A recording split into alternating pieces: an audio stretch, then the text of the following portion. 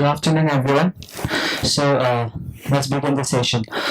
This is second session of third day, and I would like to invite our chairperson, Wing Geshavan Dojiramde, the director of Tibet House. I will welcome you. You can take that. And meanwhile, Hello. Okay. Meanwhile, I will do a brief introduction about the chairperson. Wing Geshe Dojiramde is currently the director of Tibet House, New Delhi, the culture center of His Holiness Dalai Lama. While being assigned with the responsibility of directorship of Tibet House, he also gives regular lectures, lead philosophy classes in Tibet House and other places as well. He travels widely within India, abroad, to teach Buddhist philosophy, psychology, logic and practice. He also worked on several books. As assigned by the office of His Holiness the Dalai Lama, he visited US in 2008 to work with a Professor Paul Edman on His Holiness the Dalai Lama's book, Ethics of a New Millennium, Part 2, and the book series Art of Happiness, which were jointly written by His Holiness the Dalai Lama as a graded path. He is currently in the process of writing two important books, one entitled The Journey into the Paradox of Brain and Mind, and the other, What Constitutes the Ultimate Reality, The Effects of Understanding of Ultimate Reality. And I would like to hand over the mic to Keshida.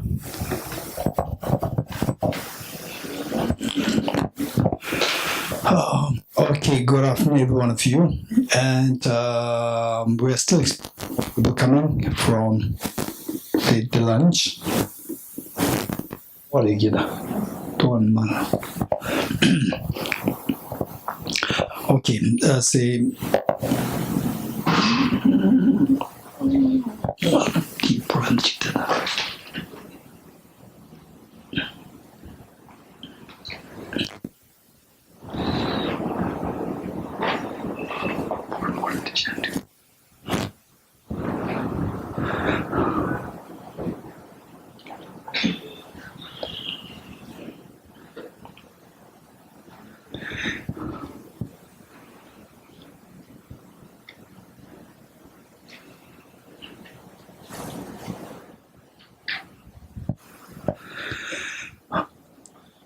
Okay, so Tibet House Secretary and the program coordinator, they went to call the participants. So we're expecting more coming now because it's a very important session. So meanwhile, I think I can introduce the speaker, the presenter, Professor Ravindranji.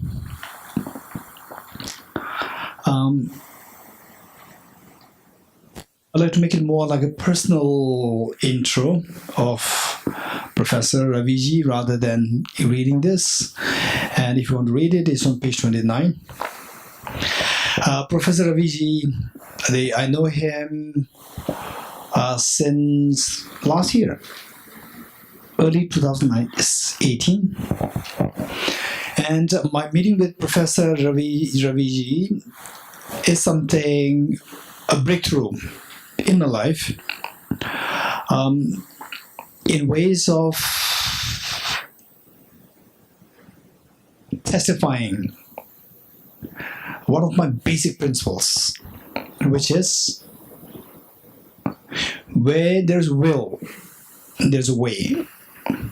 In other words, if you have a confidence, if you have a will, if you have the aspiration, a very strong aspiration, nothing can block you from what you're doing. So this is my very strong belief, which was initially inspired within my being by one of my classmates when I was in the Institute of Valedictory. And then early last year, meeting with Professor Raviji, I got that confidence that what he's doing actually manifests, embodies that principle. So, on the basic principle which Professor Raviji is going to share with us here, and of course, not only this, we also made it a point that in the earlier conferences, we requested him to be a part of our program and then share this with as many youngsters as possible. And it happened. And it also happened in Assam, Guwahati, there. So this is a very important program, which Professor Raviji, he himself, the pioneer of this program, he's there. So therefore, we would be very fortunate. We are all very fortunate to be listening to him directly.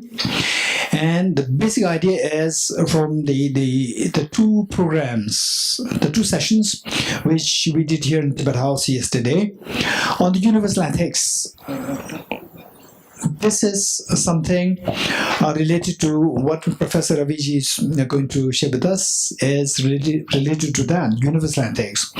And let me give you a brief idea as to what this universal ethics is all about.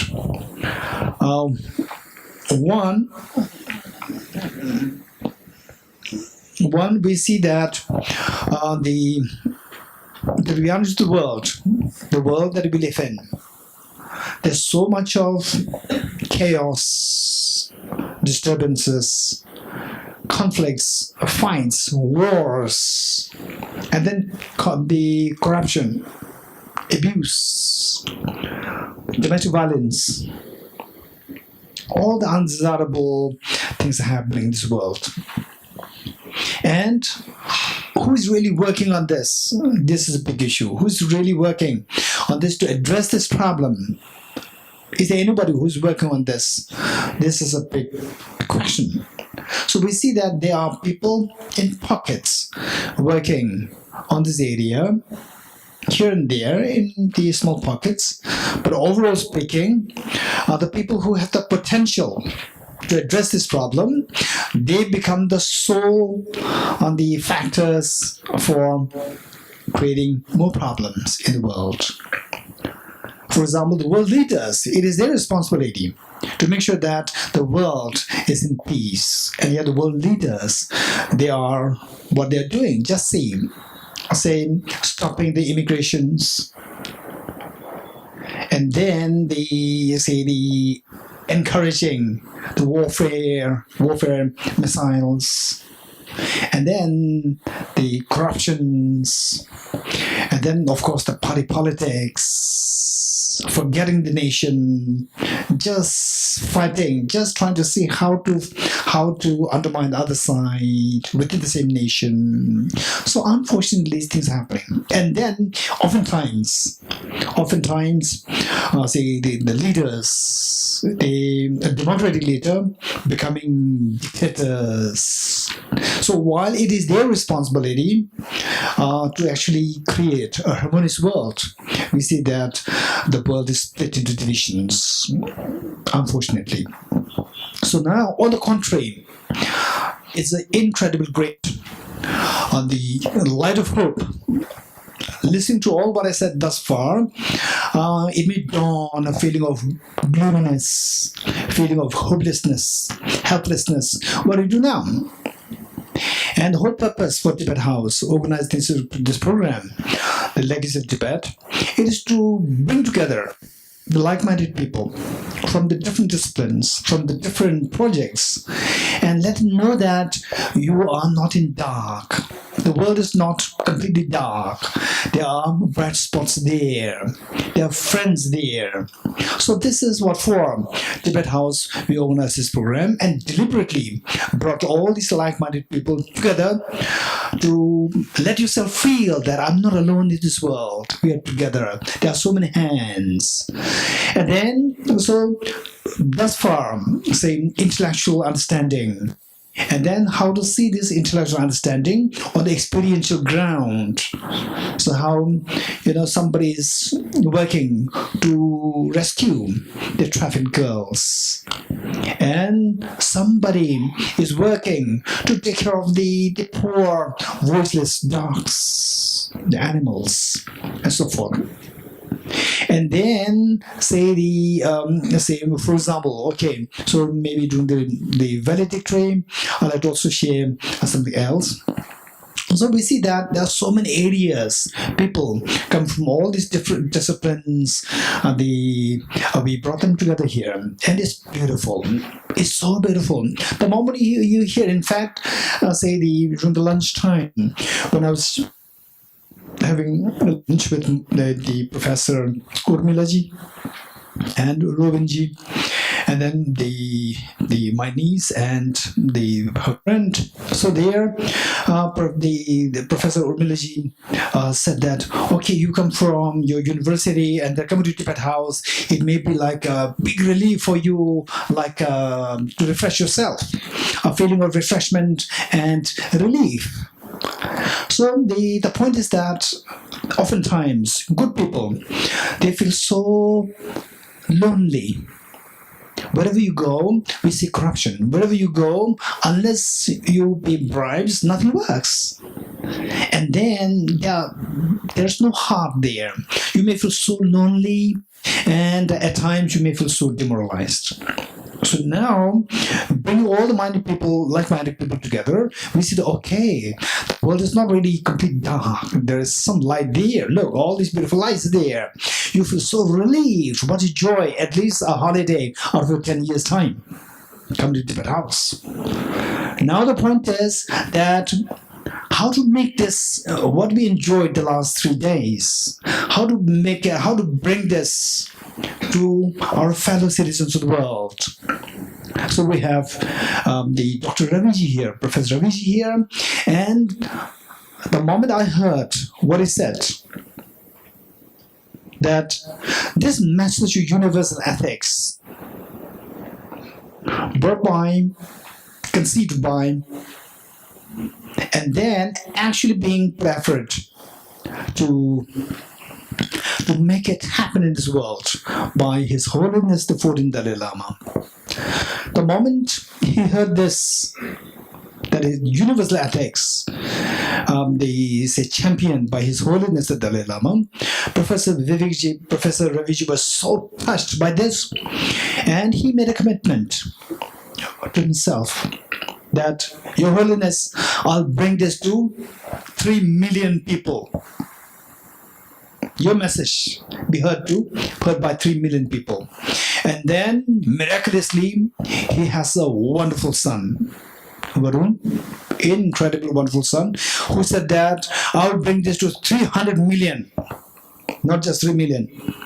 So this is, look, the beauty of an incredible, wonderful family. And both of them are greatly, greatly supported by Varunji's mother, Professor Raviji's the wife, the Rohiniji, and I've met her. I had the honor of meeting her as well.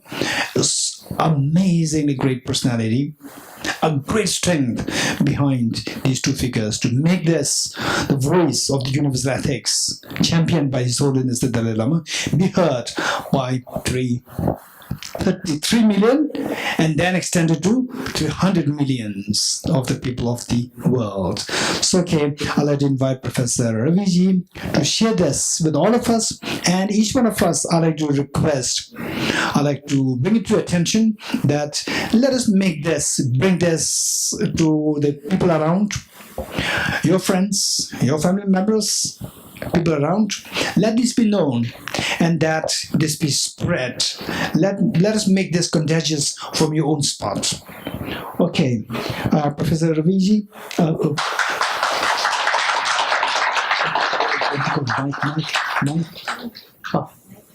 Okay.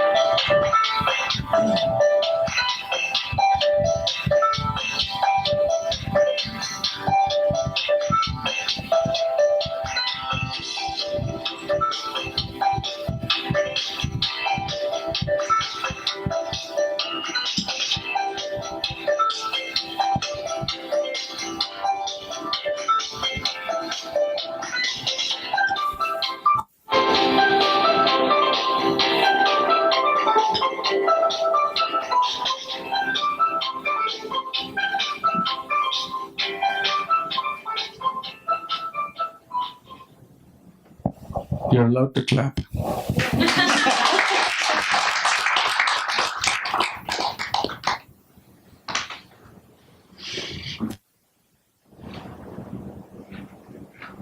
You know, when I was looking for jobs, I made resumes.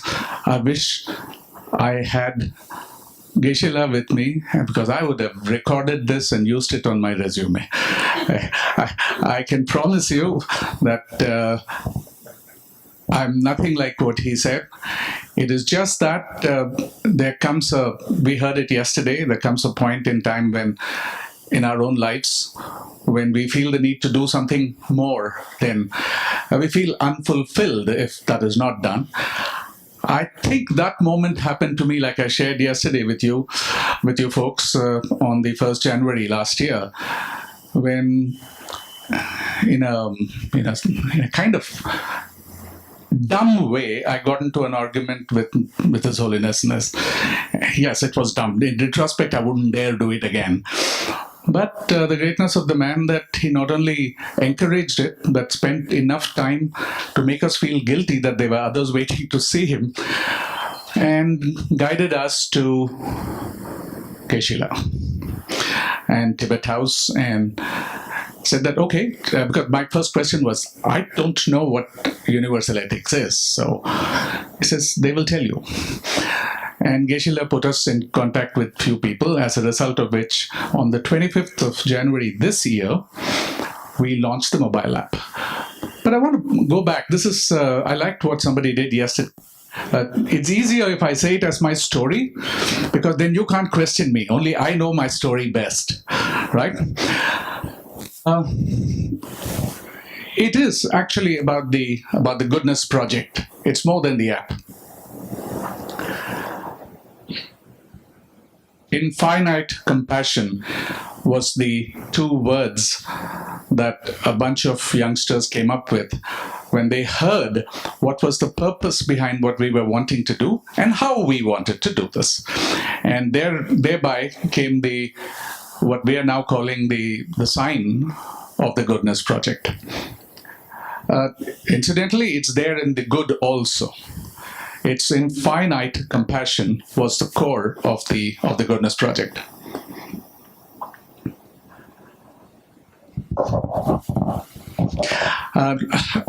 I am not a very serious person.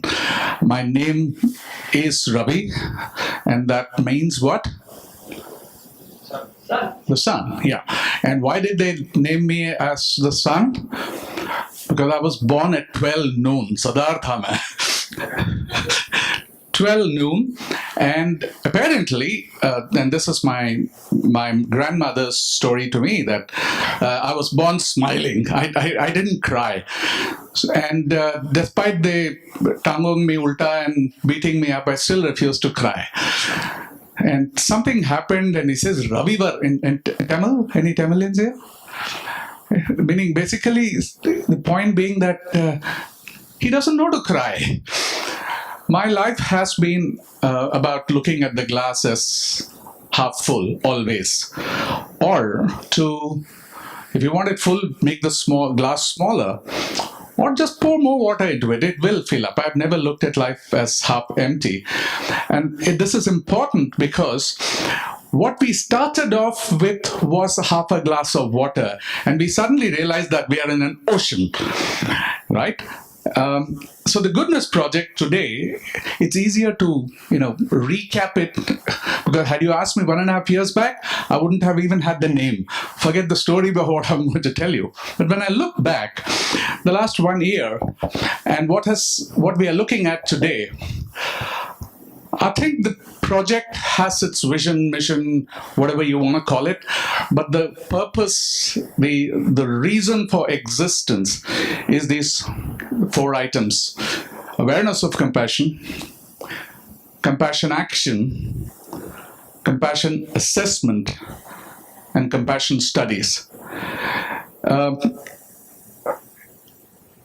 I realized that I don't want to actually demo the app here, which I can do if you people are interested. I don't think we would have the time for that. But more importantly, The Goodness app is just one small element of a larger picture that has emerged. And that larger picture, I'll take it one by one. And that's all the slide that I have. After this, I'll hand over the mic to Gichila and he will conduct this. Compassion awareness, we're very clear in our mind that this was a campaign. A campaign for people to know what this universal ethics is all about. Like I mentioned briefly yesterday, I was stumped, and even today, when I meet up with my professional colleagues, professors in their own right, they all nod sagely, yes, they know. I sit them down and ask them what it is, and they all come up with rules of integrity, governance, and things like that. They seem to be, and after about a few minutes of discussion, they actually turn around and say, oh, I think we need to be educated, we need to be taught this. The argument that had happened at Sarnath University was the concept of universal ethics is in the minds of scholars, is in scrolls, is in books, is in libraries. But if the daily, everyday person does not have access to it and practice it and live it, how will we make a change in the world? I had my esteemed other colleagues who turned around and said, no, but we will take it to all the universities. We will take it to all the schools. Okay? How long will you take? Diksha is not here, right? You are there. She knows what I'm saying. After years of existence, you take it to a few thousand teachers. After years of existence. How long is this change process going to take of people understanding what universal ethics is? There should be a better way to do this. So we said, use technology. Everyone here has a mobile? Anyone without a mobile? How many with 2 mobiles? There you go. And that is true whether it is the person who works at my house. My grandmother is not alive, but I'm sure that there are elderly people in my family, all of whom have mobiles. And what do they access there? Messages, Facebook, WhatsApp nowadays. Yes, and what in that? Hi, hello, happy birthday, happy anniversary, but also stories. Stories of happenings, news items. So I said, why can't the message of universal ethics be taken through this route? Our first stumbling block? No. This tool is, it's not a nice thing. It's an attention diverter, right? It's cost attention disorder, to use those words, in the younger generation. It took some effort to make people understand that no, my dear, this is a God-given tool for us which we have to leverage for good. You have a message to take it, use the tools of the generation. The next hurdle, okay, now when we say universal ethics, there are books written on it. Now, how do we make this generation of today quickly grasp as to what it is? The guidance was simple. Simplify it. Make it interesting. Storyfy it. And you don't need to talk down to people on what universal ethics is. If you can make them realize from themselves what it is. It's basically about goodness. It's about the goodness within me, seeing the goodness in other people, realizing that you and I are not alone. There are other living things around us. And all this is living on planet Earth. So, goodness towards myself, goodness towards other people, goodness towards other living things, and goodness towards the planet. So what are we talking about when we say stories? WhatsApp, what happens? Even you get a good song, you like the song. I dare say most of us don't even listen to the full song before we go hit forward and send it to a few friends, correct? That is the power of a story. Because when you share a story, you feel good that you're sharing a story. The person receiving it feels good. Yeah, this is there. It kindles something in their mind and they make a story out of it and share it. Now suddenly you're talking in today's terms something that's gone viral, a story of goodness that has gone viral. if this can be put into a systemic, structured form for people to understand what universal ethics is, how about that? So this is the awareness bit. More importantly, awareness, and then what? We have to do good. The action has to happen. How do we make this action happen? So we said there, again, let's use the tool itself. There is a way in which we can do mini macro projects. All of us here get together and we say that we want to plant 1,000 trees on this avenue. One of you becomes a leader, one of you becomes assistant, one of you becomes chief executive, and the CFO maybe to organize the money. You give yourselves roles, set yourselves small tasks. Technology allows you to monitor it. Technology allows you to go and remind them that, hey, have you done this? Other people are waiting for you to do. What are the plant? The plant hasn't been put on the ground yet. Small projects, large projects. It can be handling animals in your locality and treating them well. It could be something as big as global warming. It could be how you're disposing of your mobile handsets, all of which have lithium cadmium batteries, which are, I dare say, most of you have more than 2 in your homes. What are you going to do with them? Right? How do you do this? You don't have an answer to this. How about a small project, somebody takes it up? So compassionate action towards self, others, other living things, and the planet. I keep bringing the planet in because somewhere we seem to be thinking only of living things. There are mountains and rivers which at another level are living, but it's not there in our consciousness. The third element, compassion assessment. I come from an industry background, and there is some great man who once said that something that can't be measured, you can't perform. But the thought didn't come from there. The thought came from this whole idea of happiness index. And many years back when I think it was Bhutan that was the #1 country in terms of the happiness index. You have a poverty index. Are you aware? You have an integrity index. So what about how compassionate we are? You have an intelligence quotient. As individuals, all of you, we know what IQ means. Of late, we've heard of EQ. What's that? Emotional quotient. Is there a CQ that you've heard of? So is there a way in which people can understand and proudly put on their biodatas or resumes or nameplates that I am a 9.3 CQ person? How about if India Habitat Center actually comes up and says, visit us because we have a compassion index of 8 out of 10.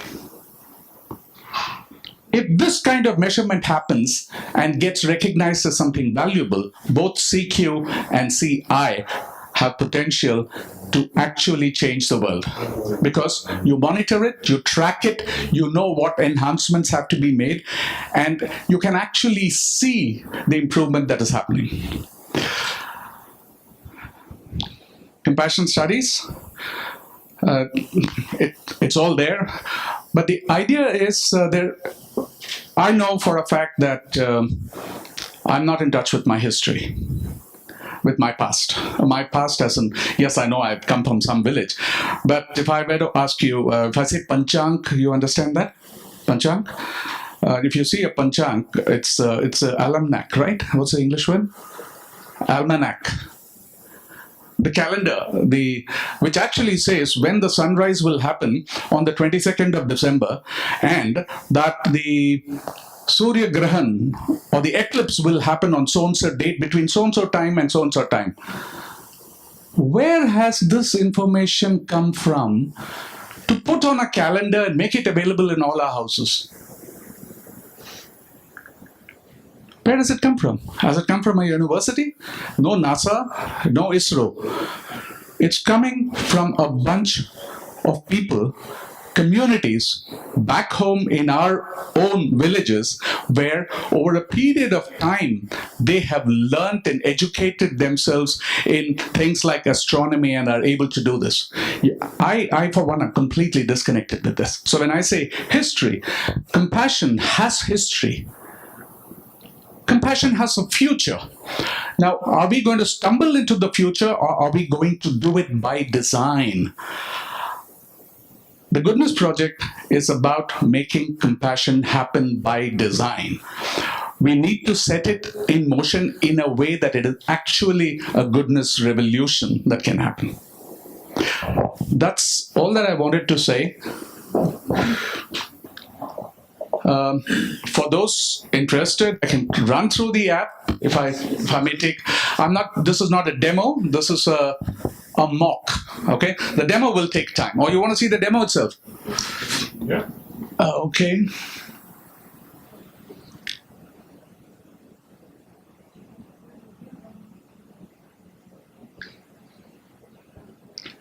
For the demo, I need Wi-Fi is there.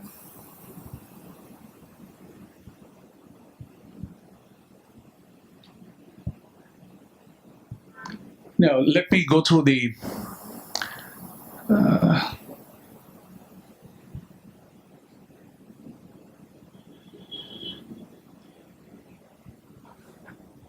very quickly, but I'm not going to say what is there.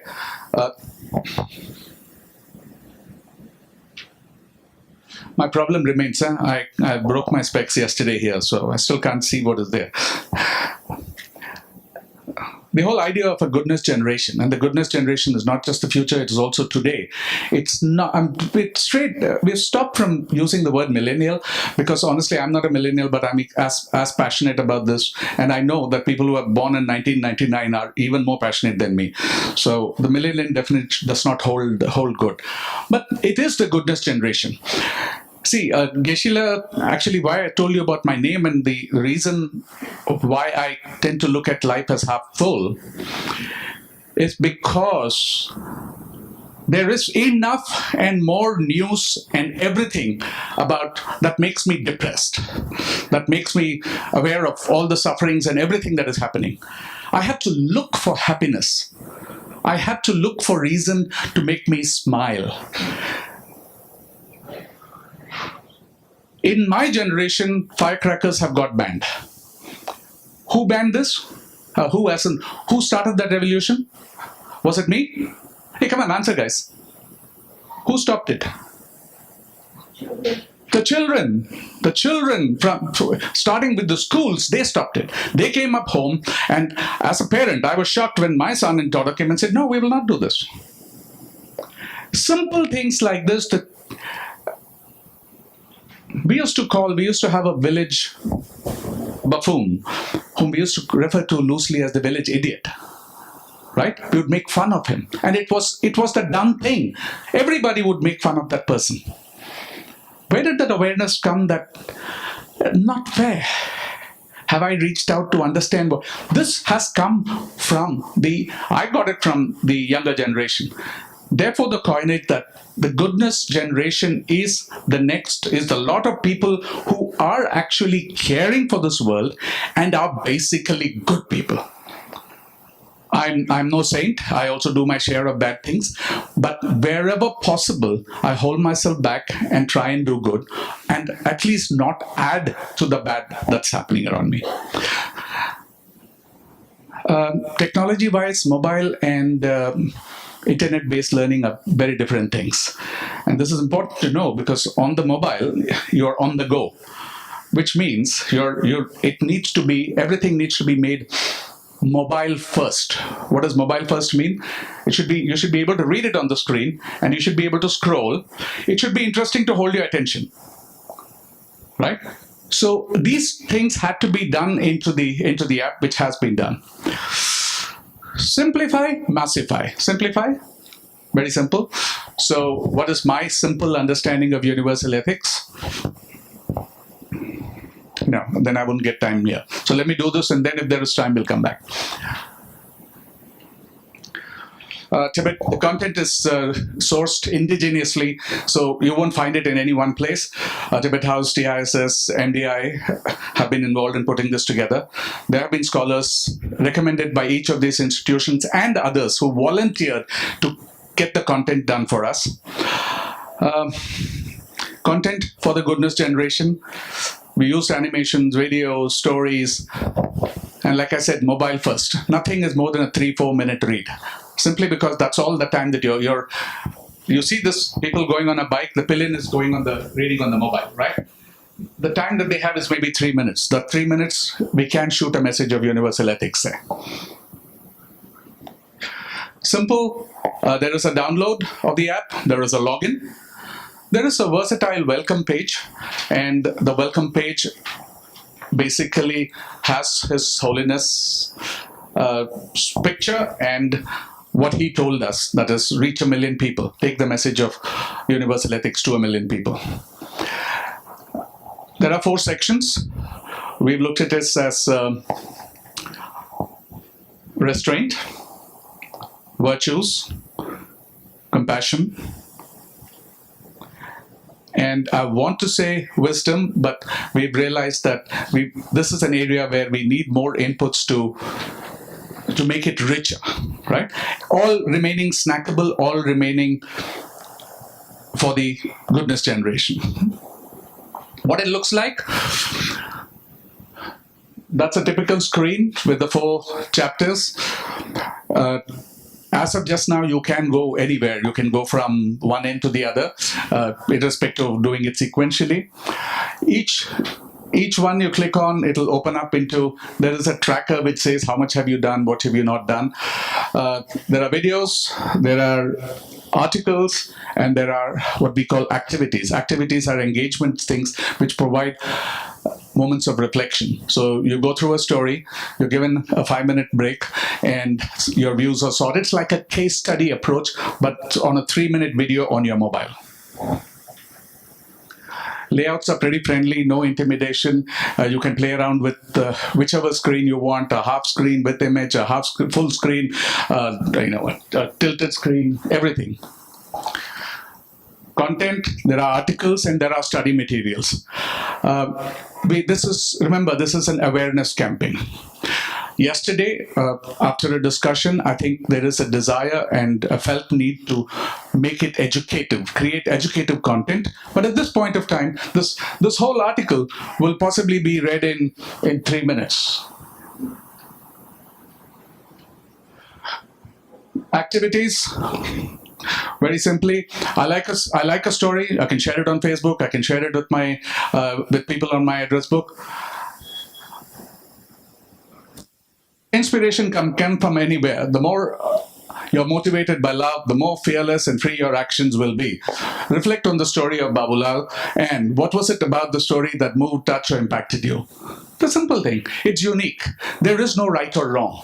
All the answers are right. It's about you. And we can track this information thanks to, I don't want to say AI, but the plan is to use AI and behavioral economics here to make sure that behavioral analytics here, to make sure that you get feedback on what you were 6 months back, where you want to go. And there are push notifications that will keep reminding you that, hey, this is this unfinished video that is there. Please go back and study it. Or there is this assessment that you have not done. So all in all, 5 minutes a day for 50 days, you should be reasonably well aware of what universal ethics is all about.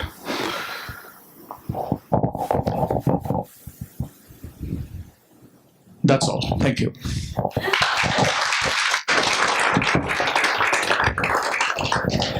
Okay, given that this is please.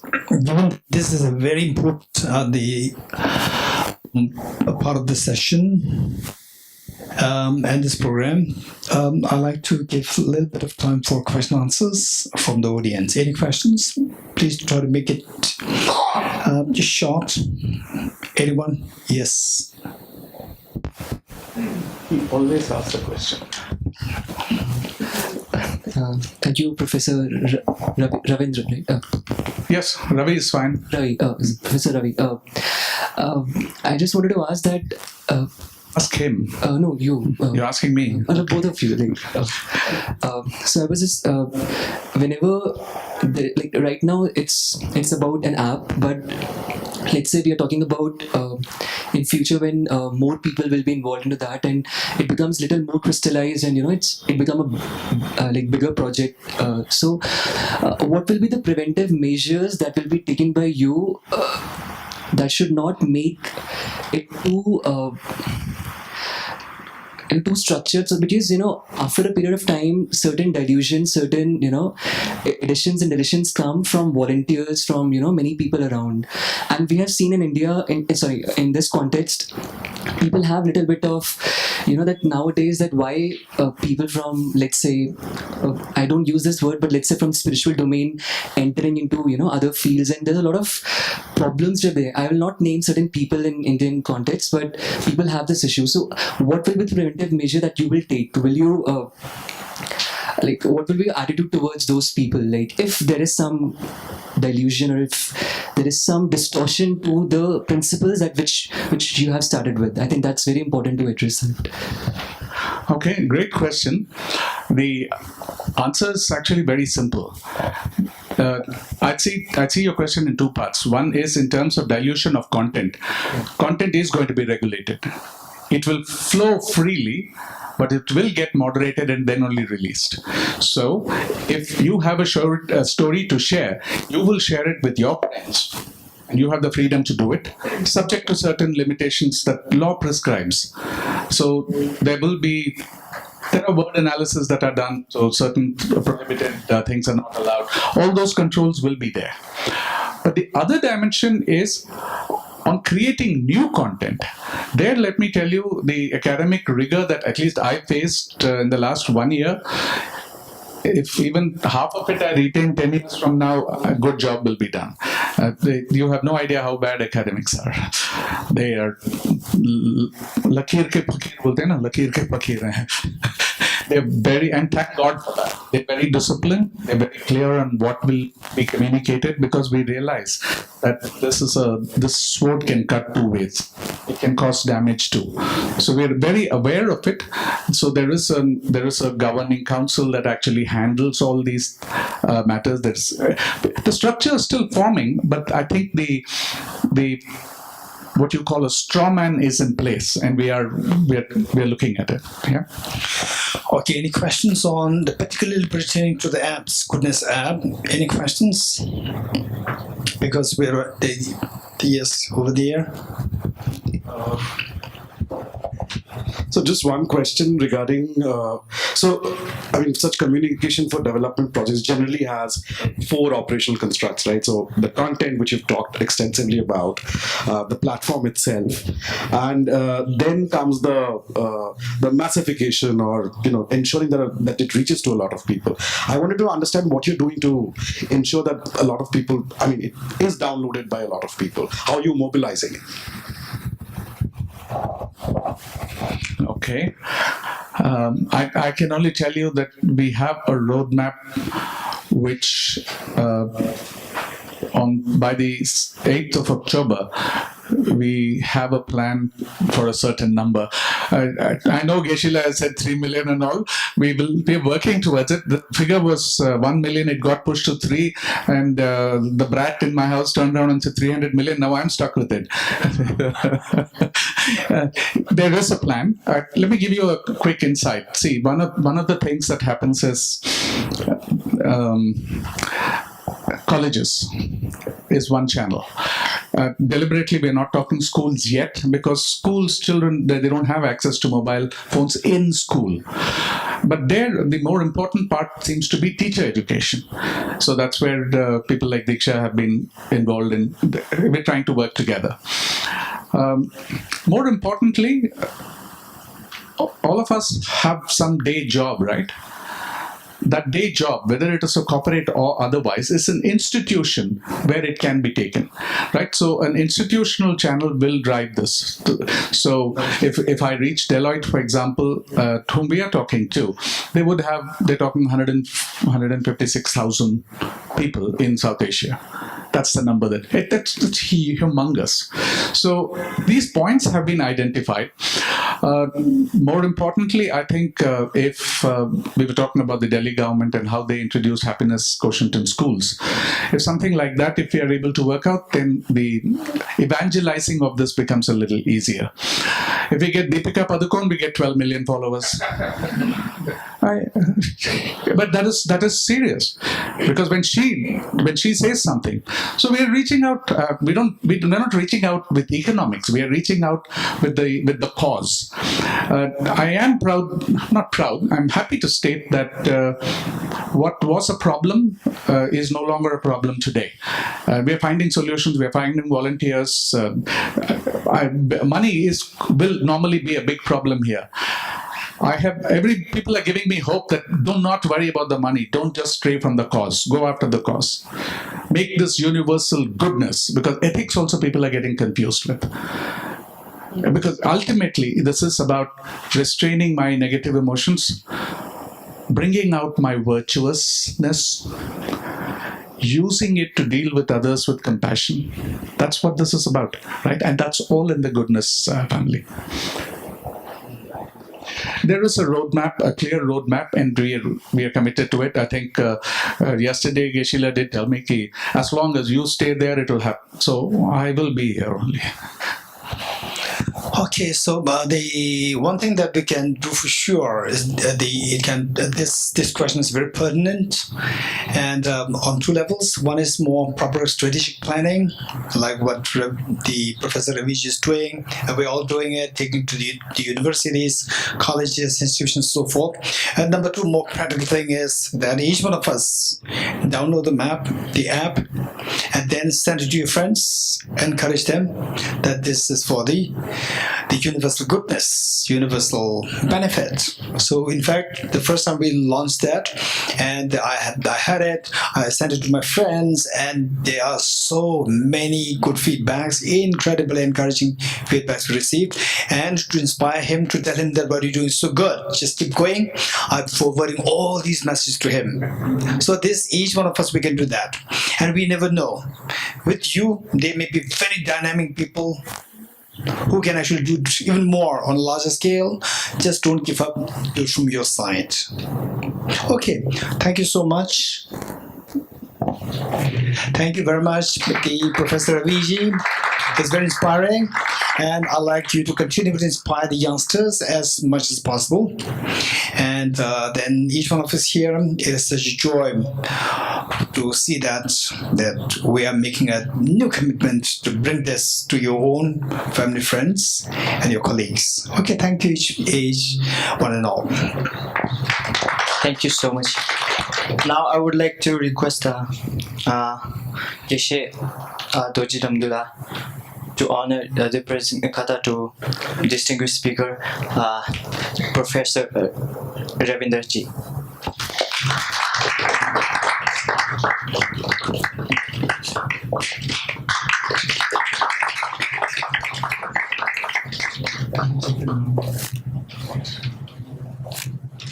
Thank you.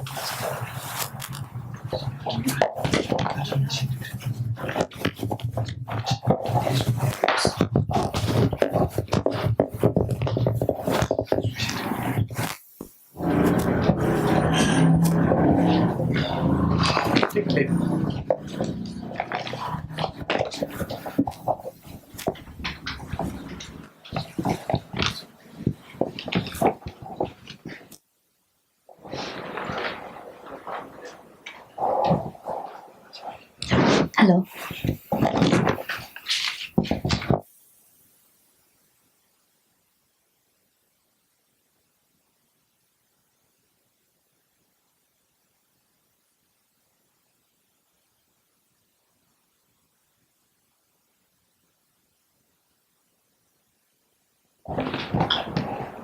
Good afternoon, everyone. And as we come to the end of our 3-day festival on Legacy of Tibet, I welcome you for this valedictory session. And I would like to request Geshe Dojo Damdila to address the gathering.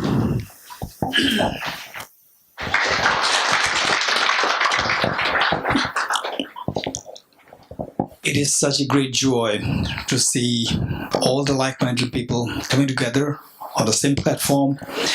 and the missionary Rishi, most of you already know him, the Supreme Court lawyer, and a great supporter of the Tibetan cause for all these many years, like the last more than 40 years, and then being a part of His Holiness the Dalai Lama's the trust.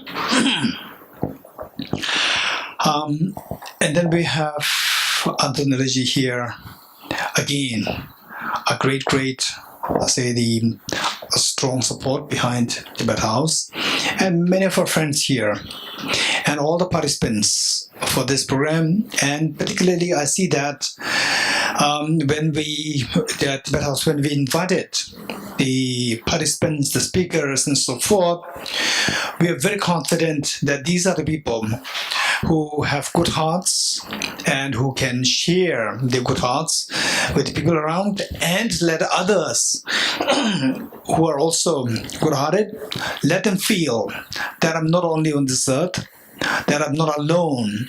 There are so many other good people who are there to support me.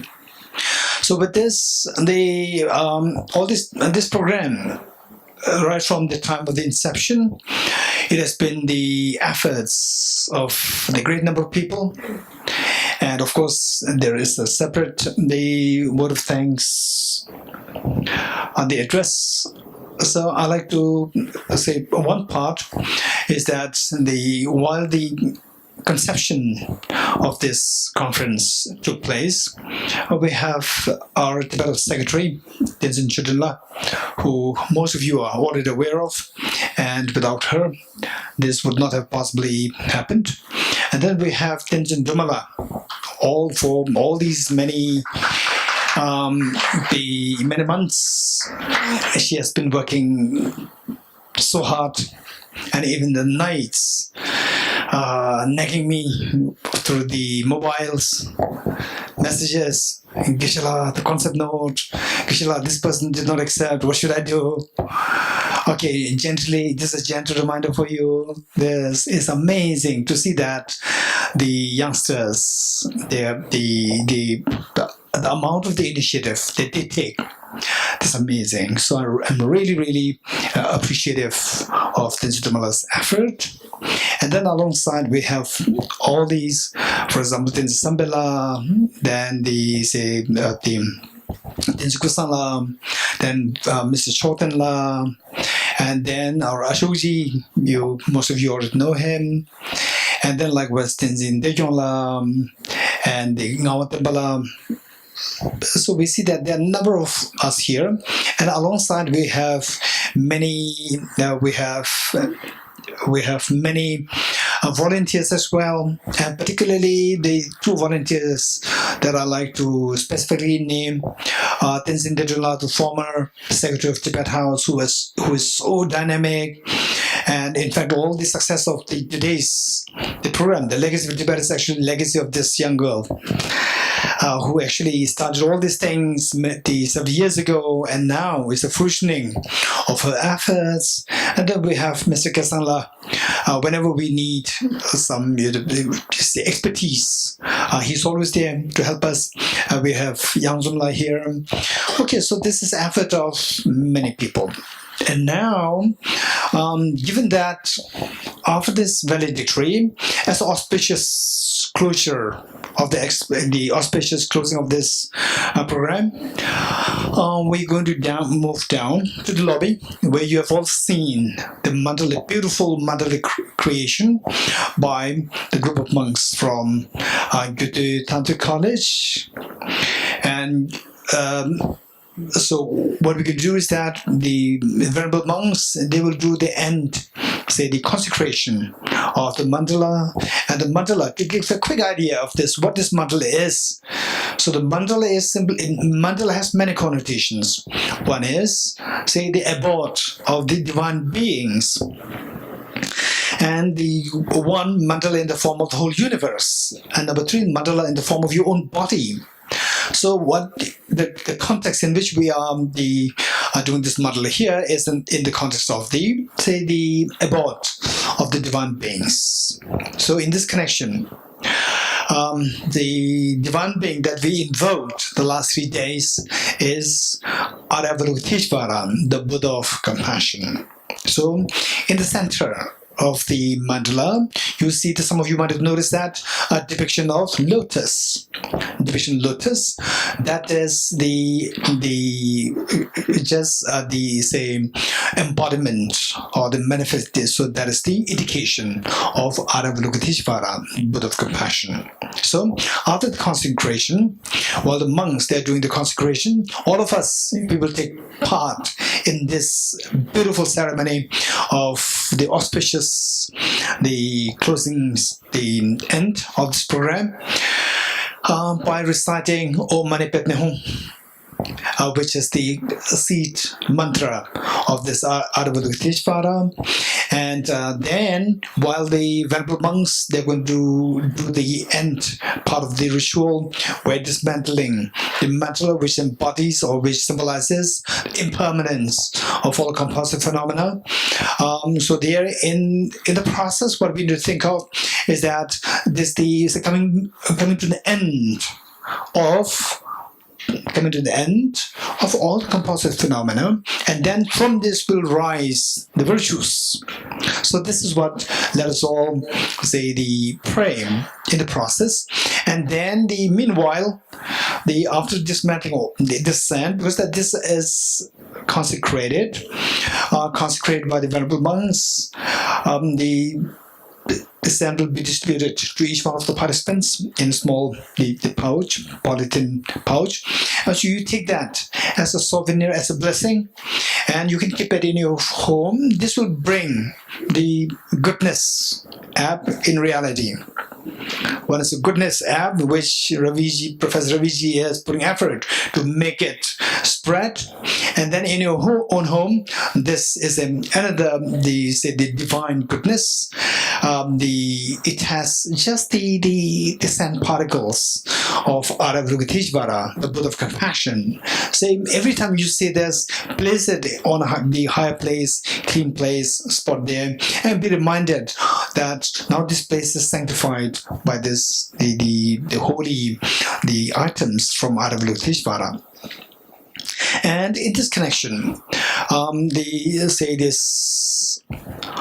Avalokiteshvara, the Buddha of compassion, and it's a beautiful culture, incredibly, not just a beautiful, it's an incredibly sophisticated culture which evolved in India. So there the mantra is not that we blindly seek blessing, it is to invoke the goodness seed within each one of us to be activated. So that mantra, Om Mani Padme Hum. So Om, which consists of 3 syllables, A-O-Ma, indicating your body, speech, and mind, reminding you that let us not don't be in this, okay, Dr. DJ Mishra is here. Okay, so Dr. DJ Mishra, please.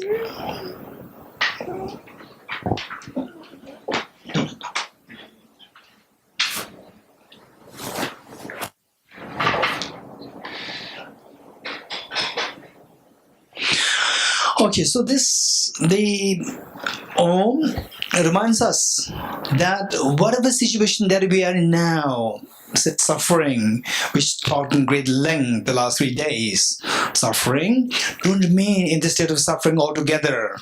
From there, rise above suffering, go towards happiness, change by bringing change within yourself.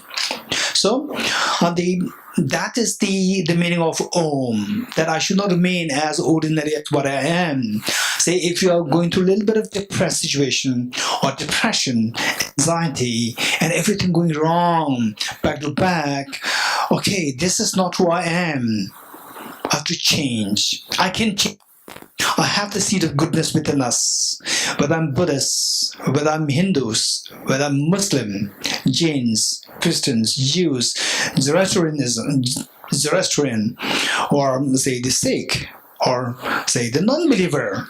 Everybody has a seed of goodness within each one of us. So this seed of goodness, if awakened, then I'll find the dawn of happiness within myself, the happiness within myself. How? So as we're going to recite Om Mani Padme Hum, money, symbolizing the goodness, the compassion within you, which Raviji talked at great length about compassion, and all the speakers, the last three, the many sessions, the compassion, where you are positive in your thinking, where you are optimistic in your thinking, where you are compassionate in thinking, where you are somebody who says that, yes, never mind, it'll happen, don't worry, I'm there.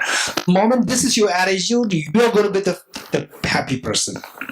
This is what everybody is seeking. So just in essence, see how to maintain yourself to really come out of this suffering. See how much we can maintain ourselves with a sense of, invoke the sense of optimism, invoke the sense of positivism, and invoke the sense of the courage to say yes. To say no is easy. And to say no is very easy, and it'll only bring destruction, and it'll give hopelessness. Whereas to say yes is not easy, but this is the only hope for our happiness. So this yes, how will yes will come? Yes comes from the mouth of the mother. The mother says the yes to the child. Why? Because of the love. If you don't love the other person make a request, only answer is no. It's difficult. There's a reason for this, that, and so forth. Yes is not the easy. Yet, the moment this word comes from you, you are going to be the first recipient of the happiness. One. And to say yes, you should be realistically saying this, not just in a dreamy, hazy form. There must be a vision behind this. The vision behind this is Padma, Om Mani Padma. What is the Padma? The lotus. Lotus, while it grows from the mud, it is not tainted by the mud. Likewise, this positive thinking, optimism, positive thinking of compassion, of saying yes to help others. So there, what is the infrastructure behind this? What is the basic plan behind this? The coding behind this? That is the wisdom to see the interdependence of everything. That I say yes to you, I will be the first person to receive the benefit. I'll be happy. Even this will make you feel like saying yes. So, understanding interdependency behind your saying yes. So, it must be a skilled answer yes. Not just yes. Not just the blindly saying yes. It is the skillfulness, compassionate. The expression of yes, grounded on the skillfulness of seeing interdependence of all phenomena. And then the Om Mani Padme Hum. Hum is the need for us to integrate the two things, compassion and the wisdom to see the interdependency. These two combined together, guaranteed that all our fears, anxiety, stress, and even in the family, the chaos, all will dissolve instantly. So this is the legacy of Tibet, which in turn came from India. It was not really the original legacy of Tibet. It was the legacy of Tibet, developed in Tibet, which we initially inherited from India from the 7th century, and then more taking root in the 8th century AD. So this is all about universal ethics. So with this, I'd like to introduce you to Professor T.J. Mishraji from Ramanujan College, and who is one of the incredibly great strengths of the universal ethics, which in this world and in India and in the academic institution, Ramanujan College, where he's taking the lead to make sure that this program is happening in Ramanujan College. Not only the Ramanujan College, inspiring so many university professors, lecturers, readers, and so forth from various colleges all over the country. So this is Mr. T.J. Mishraji, and we invited him. Actually, we invited him to be one of the chair and as well as the presenter for the program yesterday, Universal Ethics, because that he is one of the champions of this program, and because that it coincided with, it clashed with some of the program of his in the college, so he could not. So we invited him, we requested him to be at least to be part of this valedictory session. So I'd like to give the mic to Professor T.K. Mishraji, and let us listen to Mr. T.K. Mishraji's position as to what he sees of universal ethics and what he does in the Ramanujan College for the nation, India.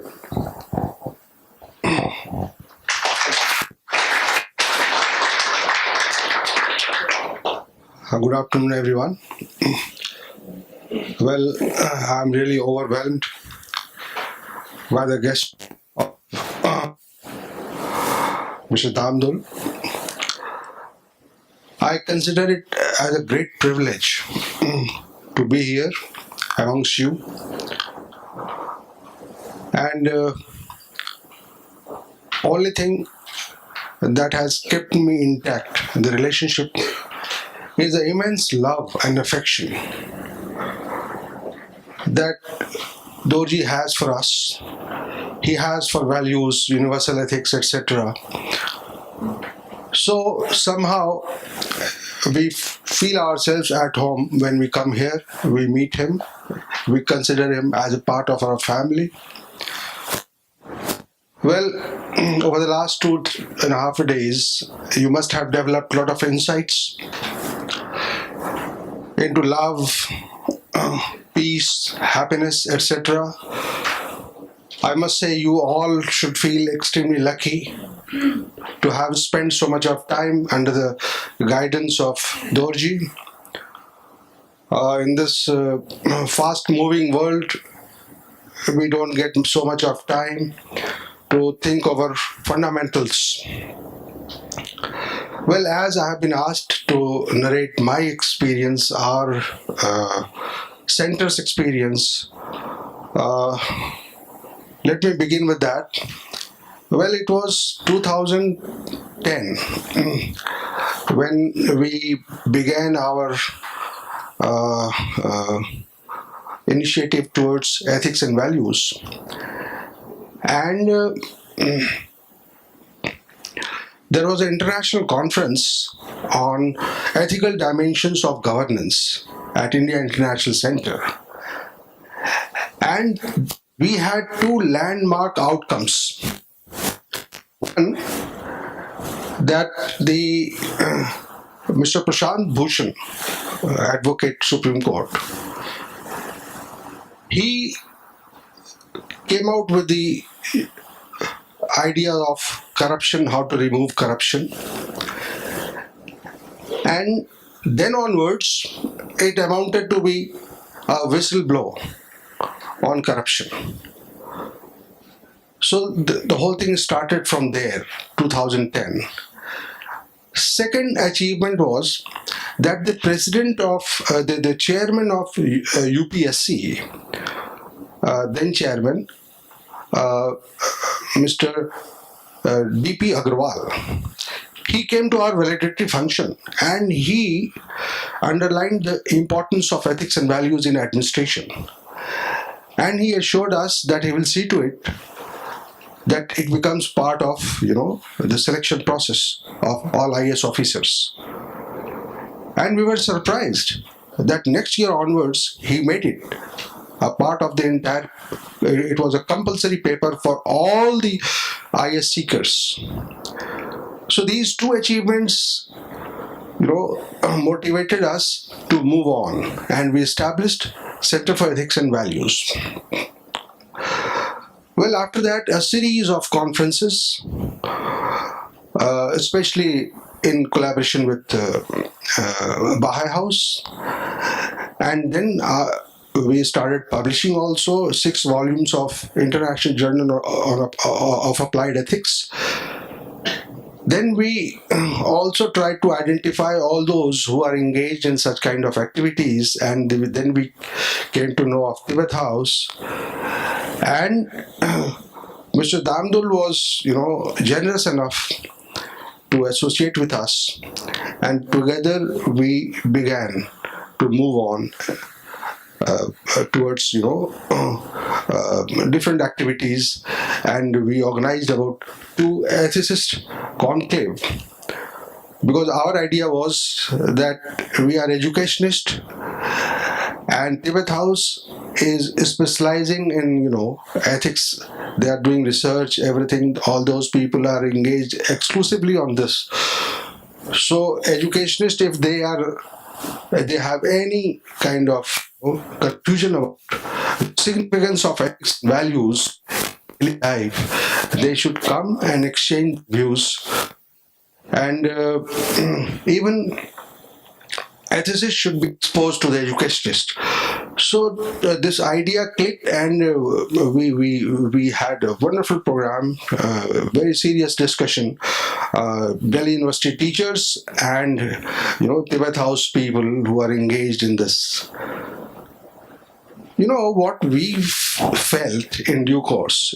Recently we have also opened one school of happiness in our college, because we felt that this is a very serious issue for the Indian economy, and it is becoming even more serious day by day, because if you go across the UN survey, the World Happiness Report of 2019, India's position in 2018 was 133 out of 156 countries surveyed.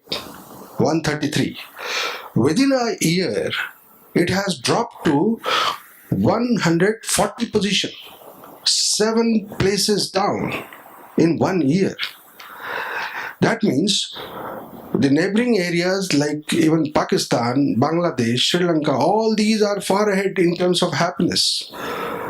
And on the one hand, the contradiction is, on the one hand, with the help of Tibet House and several other, gurus, we claim to be Vishwa Guru, but in no time we would be the saddest country of the world. So this was a serious issue, and we have taken it up.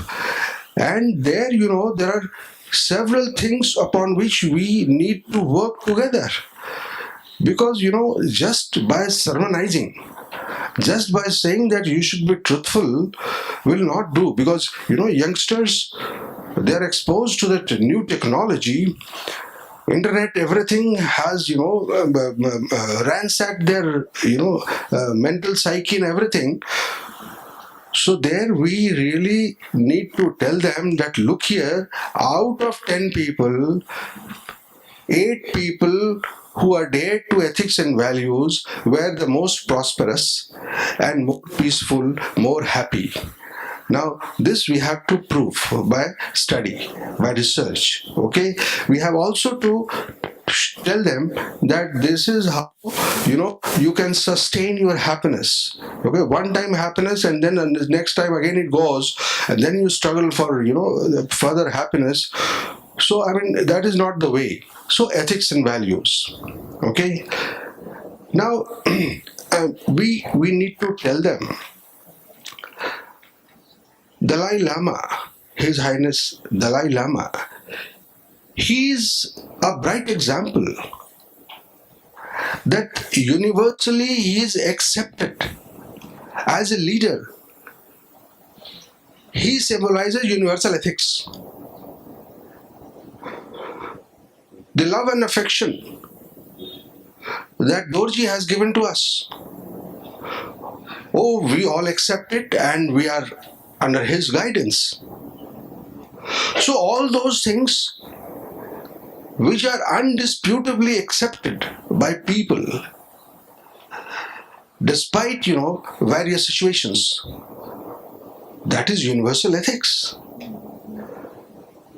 So all these things we need to tell them, and I'm quite hopeful that if somehow we succeed in conducting few research on peace education. This is the last thing that I'm going to tell you, that last year itself, we conducted one research in our college on 700 students, the impact of peace education on their mind.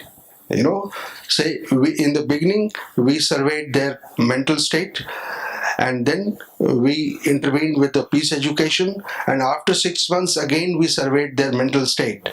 It had a tremendous positive impact on their mind, and that's what we wrote in our International Journal of Applied Ethics. So such kind of things, I'm really pretty sure that with the help of Dorji, etc., will do something credible in this area. Thank you very much, Dorji, and I thank you, everyone. I wish all the success in your endeavor. Thank you.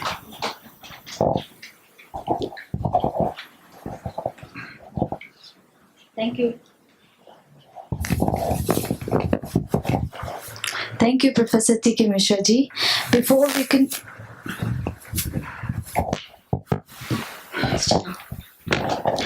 Before we conclude the 3-day festival, we would like to felicitate Mrs. Asha Reddy ji, lovingly known as Auntie Asha. She has been guiding and helping Tibetan students for more than 2 decades to get admission in various colleges in Chennai. And I would like to request our director, Geshe Doje Damdila, to honor her with our traditional Tibetan scarf, kata, and a Buddha statue. Please come.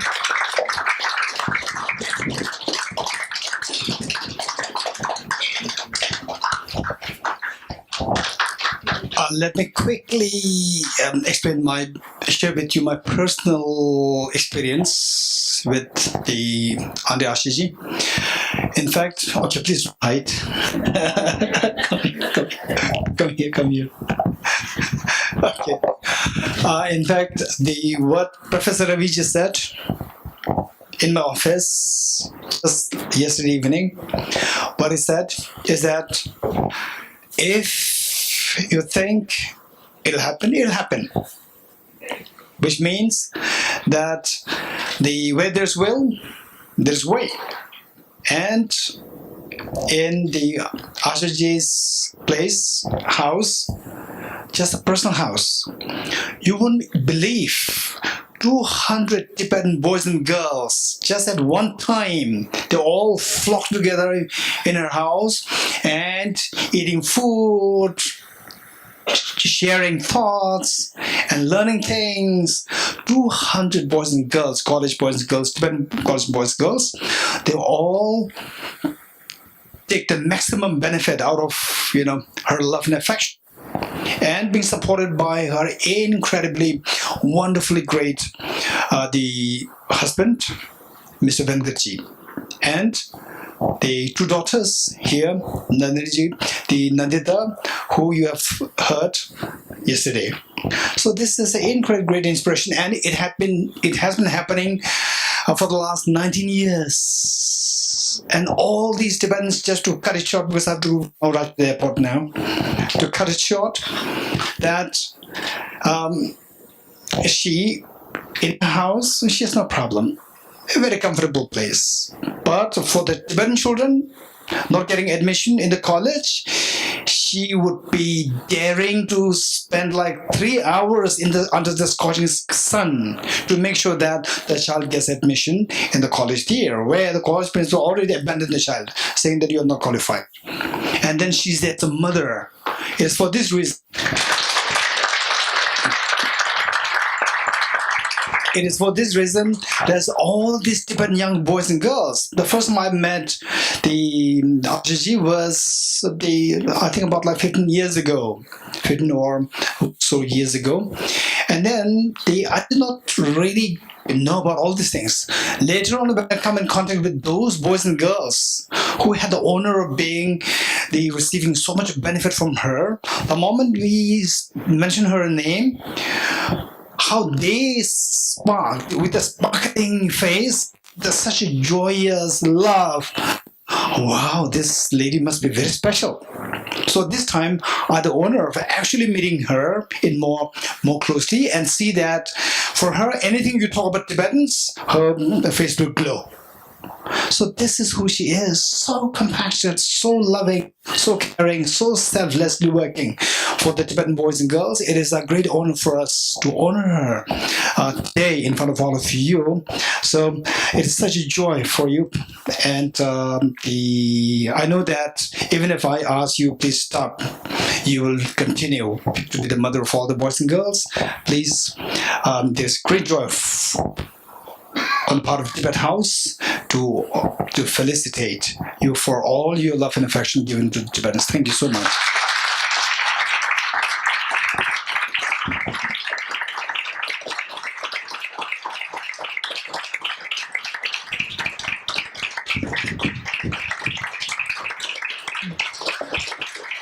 Thank you, Geshe-la, and I would again like to request Geshe-la to honor with the traditional scarf. Hello. To felicitate Dr. T.K. Mishra and Mr. Naresh Mathurji, a kata and a souvenir.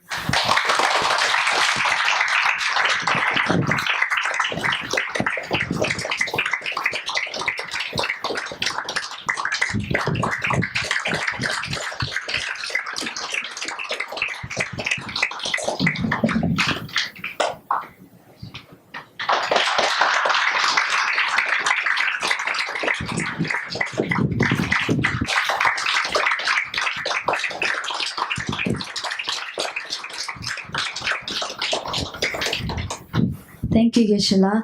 And we are very grateful for Venerable monks from Gita-tantric Monastery with creating the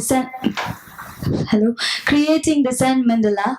And we like to thank Dr. Ishe Khandula, CMO of Menzikang, Dharamsala, for giving free consultation for 3 days tirelessly. And thirdly, Gin Jayanla for a live demonstration of Tibetan calligraphy, writing more than 300 names in 3 days. And thank you. And Mr. Prema Yamphula for live demonstration of Thangka paintings. And now I'd like to request Mr. Naresh Manpuji to felicitate them with a kata and a sabina.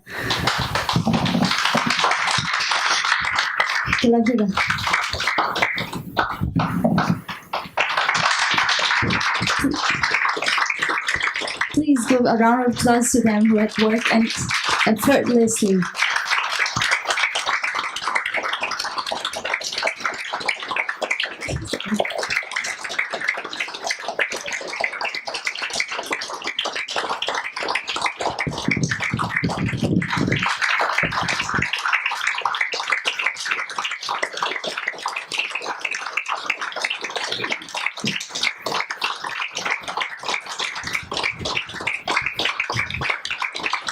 Ginjala.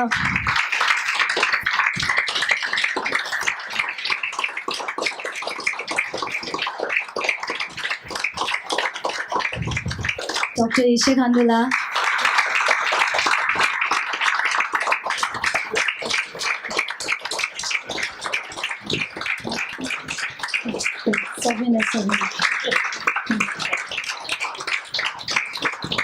Mr. Prema Yamphula.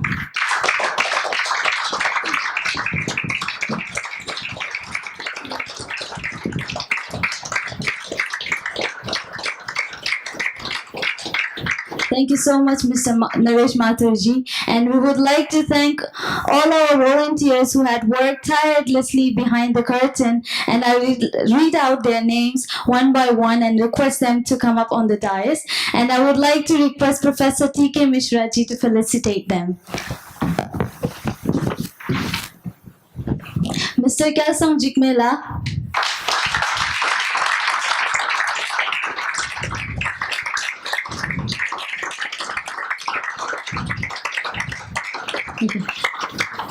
Mr. Kelsang Jikmela. Yeah. Miss Tenzin Bedunla.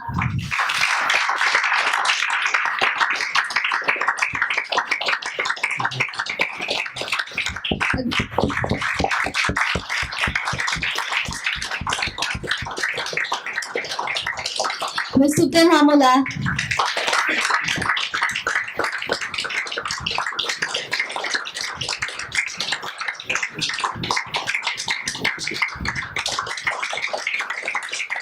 Miss Isha Domala.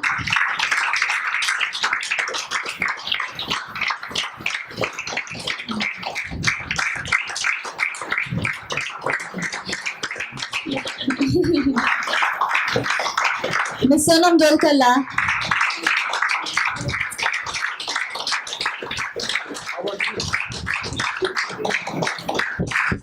Kept on clapping. Miss Bima Yangzumla.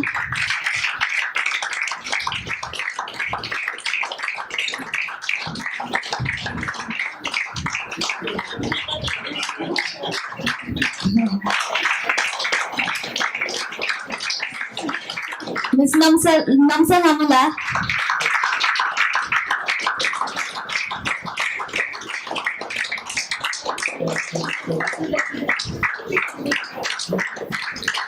Miss Putila. Miss Putila.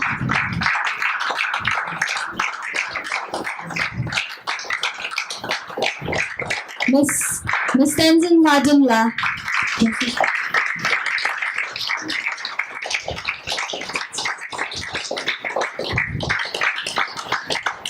Mr. Yash Tomija ji. Mr. Yash Tomija ji, please come up on the stage.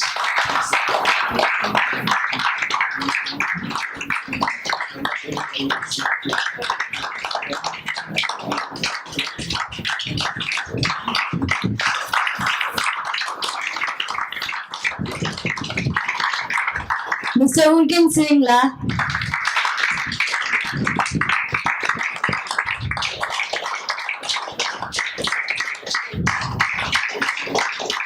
And Miss Sushmita Sarakji. Thank you, sir. Thank you very much. And with heartfelt gratitude, I would like to thank all the audience present for your valuable time, and all the esteemed speakers and the chairperson from all across the India who came to grace this occasion and enlighten us. With this valuable learning from this forum, we'll continue to touch and learn each of our lives on way forward. Last but not the least, and I would like to thank all my colleagues for their tireless effort to the event possible. And with this, I bring this curtain on their enriching event, and I bring this curtain down. And please join us after this dismantling the Sand Mandala. And thank you, and see you again.